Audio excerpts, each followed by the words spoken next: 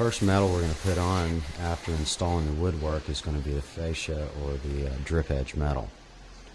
And I'm marking the height of the deck.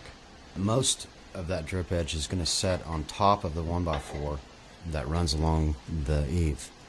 But in the valley where we cut back that 1x4 buildup, the drip edge will set directly on the decking under the flashing, the valley flashing.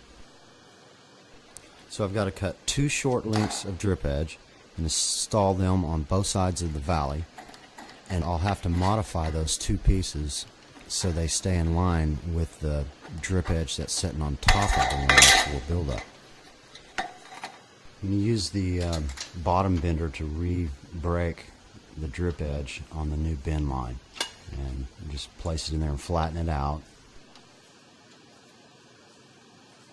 and then use my hands to push down on it.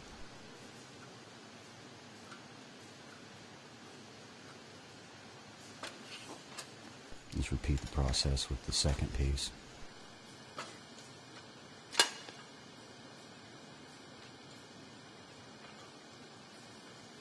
You can see here that the new bend line is about 3/4 of an inch lower than the original bend line.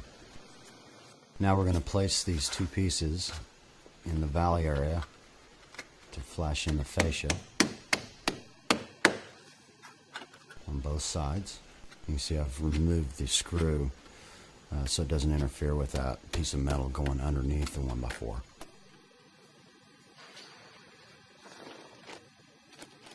These are 2.5 inch screws that are color matched to the tile. I'm also using them for the trim metal.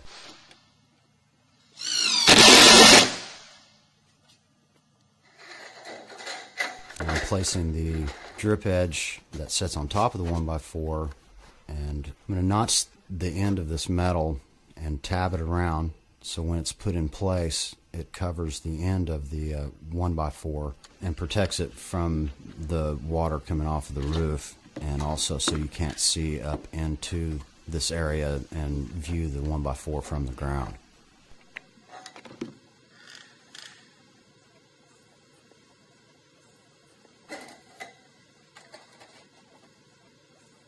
I'm using these screws to install the drip edge.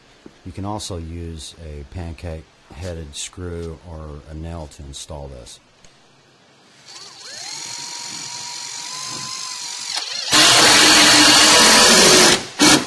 I'm just completing the 2x2s at the hip and ridge junction, and it's not critical that these pieces of wood are butted up tight to each other.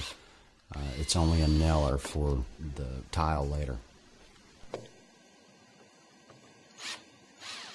I'm going to complete the drip edge with the screws through the top into the 1x4, and I'm going to cut off the drip edge about 1 inch past the corner. And that's going to give me some metal to wrap around the corner or tab the corner. You want to tab these corners around to prevent it being exposed to the weather in that very corner.